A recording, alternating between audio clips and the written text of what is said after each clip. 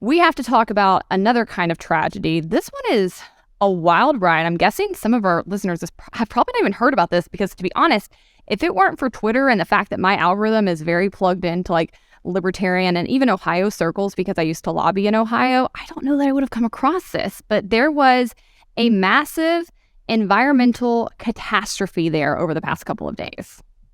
Yeah, this was crazy to read about. I will say that I didn't realize that train derailments were actually a common experience, but they are. But what's not a common experience is that they lead to a hazard chemical disaster, which is what happened recently in Ohio. So this is some reporting from the Washington Post on this incident. It was 9 p.m. on February 3rd when 50 cars of a 141-car Norfolk Southern train derailed, igniting a large blaze near the hazardous chemicals that kept firefighters away for days. The derailment, which caused no injuries, probably was caused by mechanical issues on one of the rail car axles, the National Transportation Safety Board has said. The incident caused further alarm nearly 48 hours after the crash, when changing conditions in a rail car caused authorities to warn of a possible major explosion. And I don't know if folks have seen the videos, but there's this giant black plume. It looks like a missile went off or a bomb went off. Then, on Monday, they conducted a controlled release, officials did, of vinyl chloride to prevent a blast. And vinyl chloride, as you'll learn, is a cancer-causing dangerous chemical that was being stored in these rail cars. Then on Wednesday, they allowed residents. So this would be Wednesday of over a week ago, actually.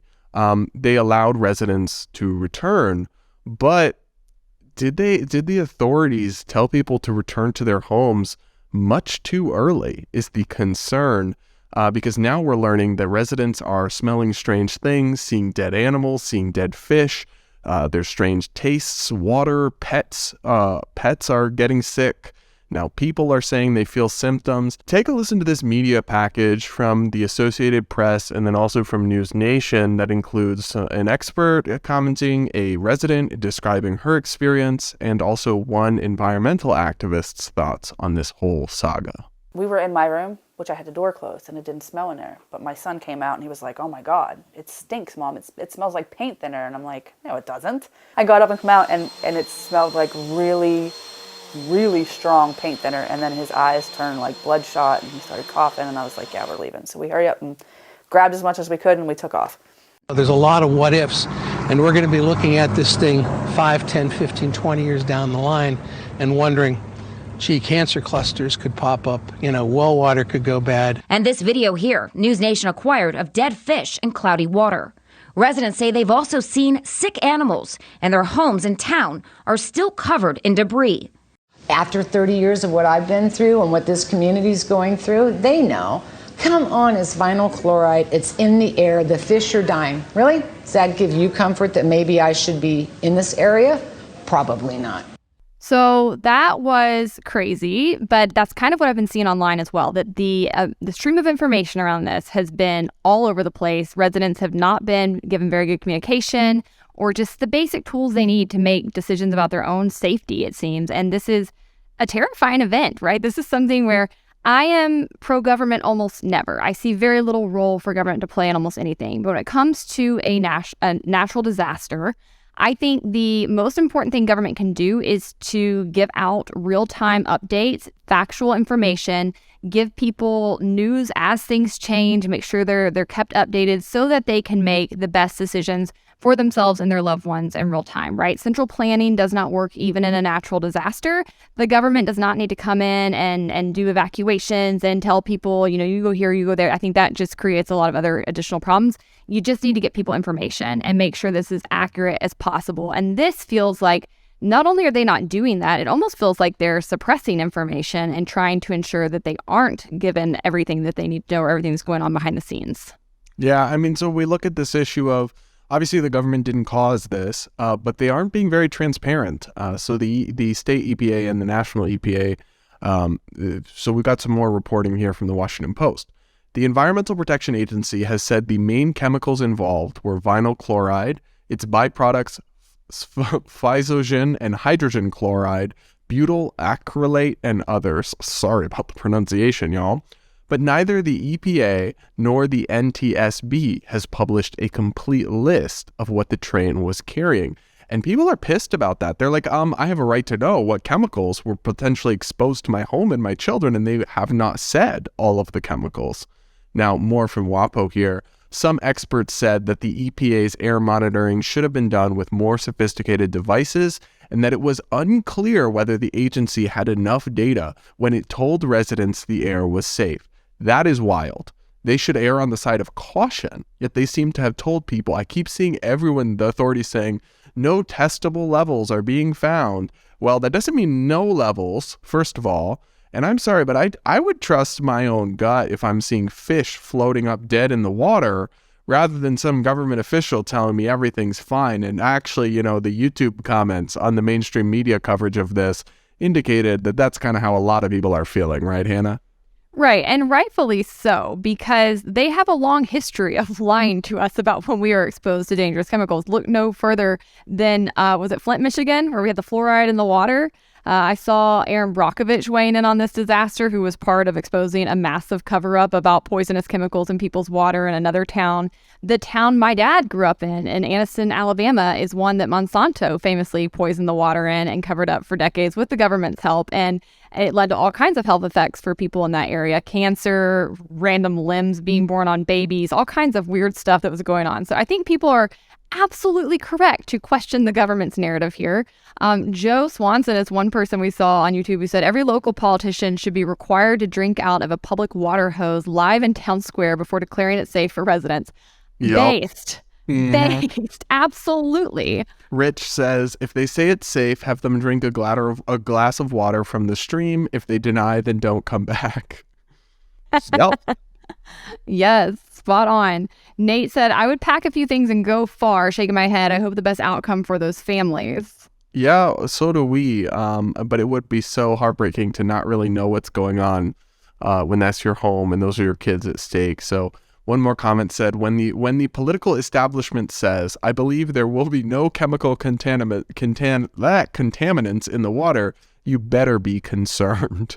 I mean, look, I don't think they would knowingly lie about that kind of thing, but I also can't rule it out. And I think it's part of the problem when the experts light their own credibility on fire and nobody trusts anything the government says anymore because of all their malfeasance and lies. I mean, yeah.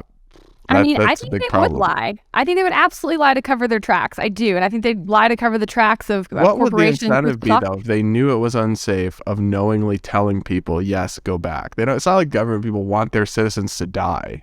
No, I don't think it's that. I think it could be complete incompetence. It could be working to protect the special interests who are going to lose a lot of money. It could be trying to stop an actual panic and mass rush to get out of there. They have all kinds of incentives that they use for population control. But I think you don't have to look any further than COVID to say, why would they lie? I mean, they lied to us consistently about some of the best ways to approach COVID, what we should be doing, what we shouldn't be doing. And, you can get into the why of all of it all. But the fact is, we know that they do lie.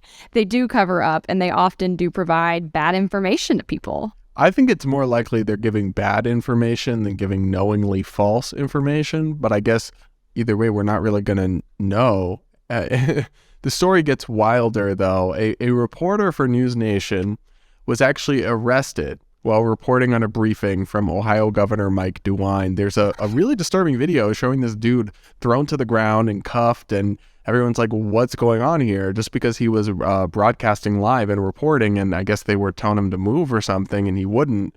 And then he was arrested. I just think these people... Who does PR for these people in these government agencies? Like, it seems like they sometimes do the worst possible thing they could possibly do in terms of perception and public trust. They're like, oh, what could we do that would most feed the conspiracies and distrust of us possibly at this moment? Yeah, let's arrest a reporter at our press conference while people are demanding answers. It's just like, seriously? It is the audacity for me in that situation. And on top of that, I will say, if we're at the point in the story where we are arresting journalists, then I think we can say without any doubt that we are not getting the absolute truth in this matter. Yeah, I don't know why you need to be arresting the media if you're being upfront with the public. It's pretty nuts. I do want to include the context for folks that so you don't start. I've seen a lot of like, why are so many trains suddenly derailing? Because it's not just Ohio. There's been over a dozen since the new year. It actually is way more common than I thought. So here's some reporting from Newsweek. The explosive train derailment that recently led to the evacuation of an Ohio town was among more than a dozen reported rail wrecks in the U.S. since the year began. But for context, guys, the Bureau of Transportation Statistics found that 54,539 trail derailments occurred in the U.S. from 1990 to 2021. That's an average of 1,700 per year.